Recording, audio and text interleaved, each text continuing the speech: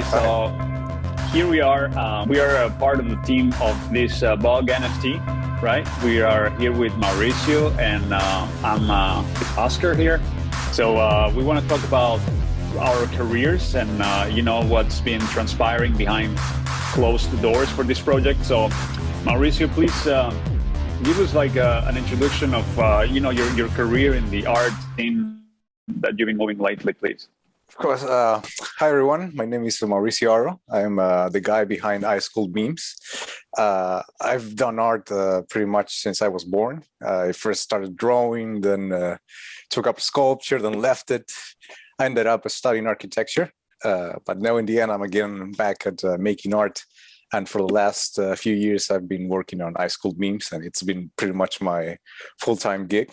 And well, sculpture kind of became my passion this last few years, and what a better way to combine that with my interest in crypto stuff than to finally go and work with Oscar, whom I already known for a while, and well, now we have this.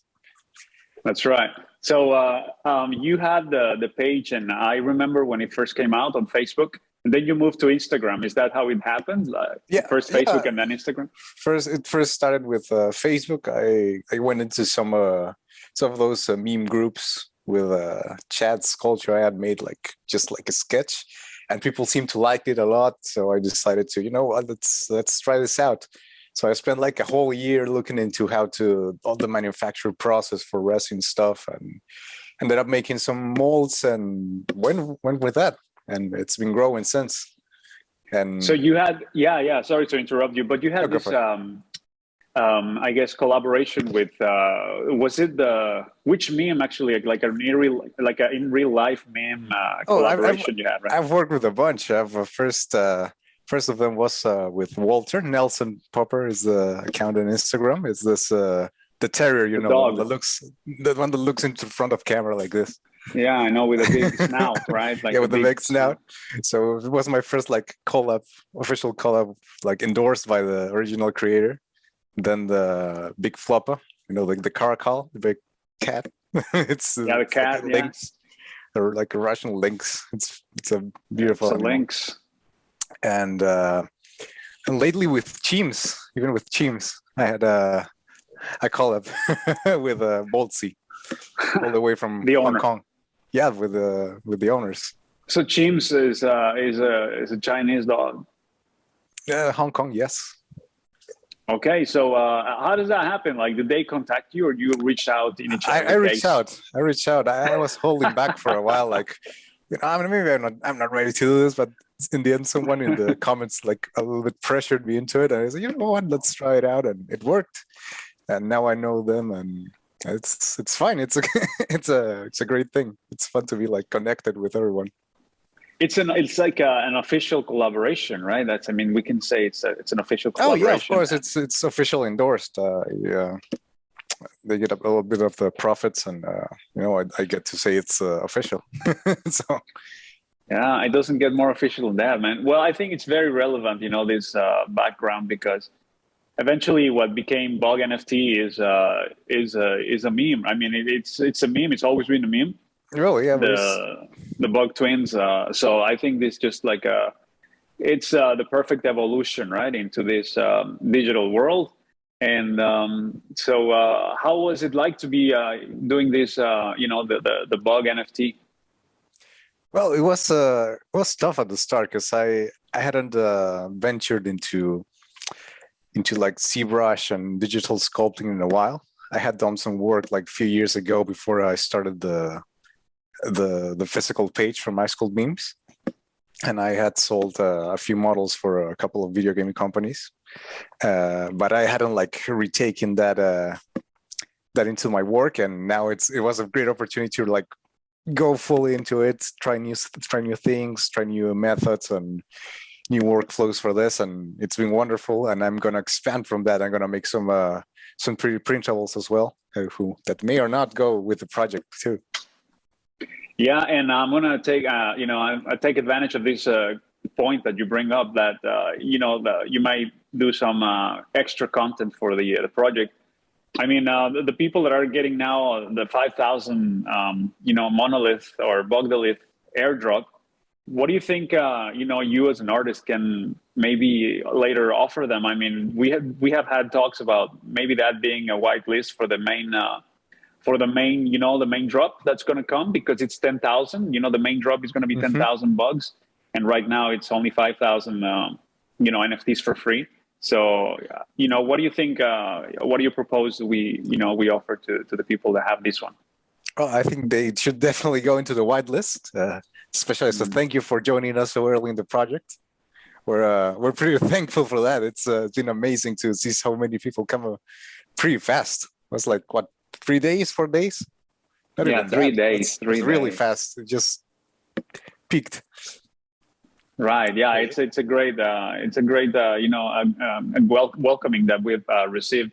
Now I want to talk about the video that came out. The ZBrush video.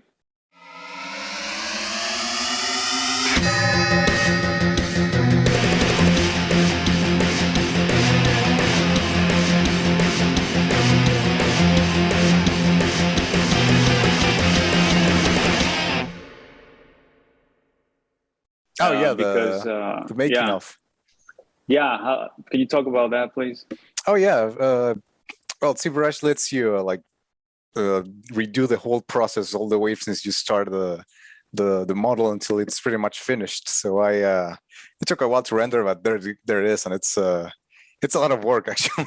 It's For a small video of yeah, for 13 a small video. seconds. Yeah, it was like 8 minutes actually in the original one. I just had to edit it down for But those 8 minutes, they're much more than eight Oh minutes, yeah, it's aren't more they? than 8 minutes. It was probably like 3 days while I was Full reworking time. it, and it's not the only. It was the first one. You saw the previous one. It looked funky.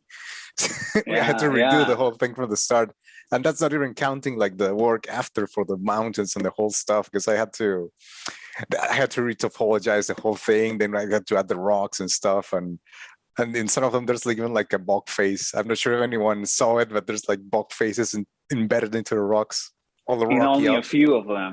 Yeah, and a bunch of them. It's I hope someone sees them because It I looks good, man. was And I laughing hard. wonder, I wonder where the idea came from. It's kind of like in another planet, right? It's Yeah, it's like you know, like Space Odyssey, the monolith in the middle of everything. Just imagine a bunch of monkeys like going that's around it. right. Degenerate apes, degen apes. That's right, man. So the music about what I wanted to bring about was talk about the music because I didn't realize at the beginning, but I like the music. Ever since I saw it because it just fits, right? So then after I thought to myself, oh, I've heard that style of music before, and it was your music, man, because I know your music as well. So tell us about your music career, actually. Well, I've done music as well. I've jumped around from art to art, first with 2D, then music, then back to 3D and such. And right now I'm like doing that, and on the side I'm doing my music again. I have this band Memento Mori, which I already recorded a big demo a couple of years back, and hopefully this year I'll be able to like properly re-record the whole thing like professionally, and then keep going because I have like the next album already in my mind. I just do everything, dude. I just do art, music. It's my thing. I cannot. Art is your Yeah, Yeah, art is your thing, I cannot man. help it. I cannot help it. I just wants to come out. It's good, man. I think I like that. I really like that the way it fits together. It really does fit together, man. I guess you can say it's kind of like destiny, but so where can we listen to the rest of your music? You have a SoundCloud, or what is that Yeah, you got? it's in a Bandcamp. It's just Memento Mori one in SoundCloud. I mean, in Bandcamp. Okay, so there was this kind of documentary or interview that was shot of you maybe a couple of years ago. Was it last year? Last year. Last year, yeah. Yeah. Hola, soy Mauricio Aro. Tell us a little bit about it, please. It's like a small interview for a university project, but the person that made it was a friend of mine, so she like wanted to go more into depth into it, so I could show it off as well, and it came really good. I show all the stuff I do. I tell how I got into it because it's been an adventure really. It's when someone tells you it's uncharted territory, just going into live sculpting memes and making it out somehow. It's been a It's a journey, man. it's been yeah, it's been hard. It's been hard. Like I told you, it was like a complete year before I even thought, I can sell this. It was a complete year in which I wasn't. I was just You weren't perfecting sure. it's not that I was sure. I was sure I was not ready, so I just kept trying and trying new methods.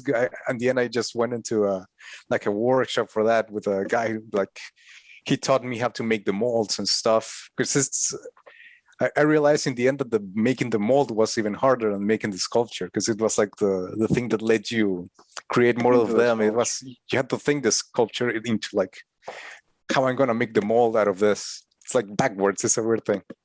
It's a weird thing, yeah, because the sculpture you can do, but then if you want to mass produce it, is that what you're saying, right? If you want to mass produce it and replicate it, then you need gotta a mold. think. Yeah, you gotta think like the other way around, like from the mold towards the sculpture. Totally different, man. Like I gotta build it in parts. I gotta do this. This is not gonna fit well with the resin and stuff. I never thought about it, man. But you've gone through the pains of the creative process, and I just wanted to comment, that I've personally about myself. I opened my YouTube channel back in 2017 at the beginning of the one of the best bull runs that we've ever had. And the channel has been open for like 5 years or a little over 5 years. So this is kind of like the proof of work that we have. Mauricio is an artist. I've been there from the start as well. I've been there from the start as well in Black Swan. Yeah, I mean, we've been friends like even before Black Swan. Like we were back in 2013, 2014. 2013, 14 was around the time we met. 2014 for sure. So it's about 8 years, right? Or what is it? Yeah, 8 years. It's a lot. Time flies. So, we're going to be applying to Magic Eden, guys. So please support this video. We're going to be sharing more content, right? We have an interview coming up with the programmer that we had, the coder, this Johnny, because that was fantastic work. What did you think? He's done so much work, really. It's again, I came with my art perspective, but I didn't think about all the coding that goes into making any NFT, and not only the NFT, that the whole mixing and randomizing of the parts with the metadata and such is. But that is basically, the NFT, man. So I wanted to ask you, man, just to finish this interview, we don't want to make it too long either. How was it to, come as with a perspective of an artist? And I know that, in some circles in the mainstream, there's a lot of people that hate the NFTs, they don't like it because they're, against the environment, whatever. How has this changed your perspective into the NFT world? Well, for starters, we're doing the whole thing in Solana and in Matic. So the environmental concern is pretty much out of the window, which is good because really the Ethereum thing, it's a little hard on the environment. Burning 2 barrels for a single transaction is kind of harsh. So doing this in Solana and Matic, it's much better. It's much cheaper too for actually buying the transaction costs and such. And I don't know. I think it goes with the quality of the art as well, because there are some NFTs that are obvious cash grabs, and you can see other NFTs that actually have work put into them. There's stuff around them. Some have some other utility, and some evers that don't. You can see like there's work behind it. There's for example, After Order that builds a whole war around it. Makes a lot of complementary art. Makes a manga even supporting the NFT thing, and it becomes a thing of its own, and that kind of stuff I like. I think it's pretty much on the focus that people get, because in anything you will get a lot of attention on the worst stuff from it. In the same, like in any community online, you will usually find a lot of hate for the worst examples of a group, and you will probably ignore, never even find out about the good ones. So I guess it's a matter of perspective and fixing the bad habits per se of the NFT ecosystem. I think it's a matter of time until the thing stabilizes into a more sustainable thing, both in terms of the art being sold and how it's sold. It's a matter of time, really. So yeah, guys, thank you for watching this video. We're going to be showing, we're going to be uploading more content soon. So stay tuned. Thank you. Thank you, guys.